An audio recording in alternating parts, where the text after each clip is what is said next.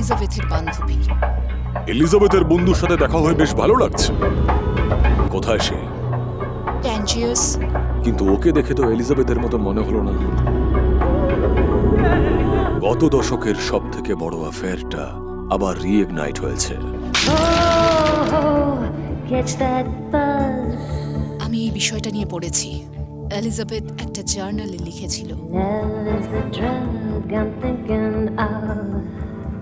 যেটার নাম দিয়েছিল 9.5 উইকস আপনাদের অ্যাফেয়ারের গল্প।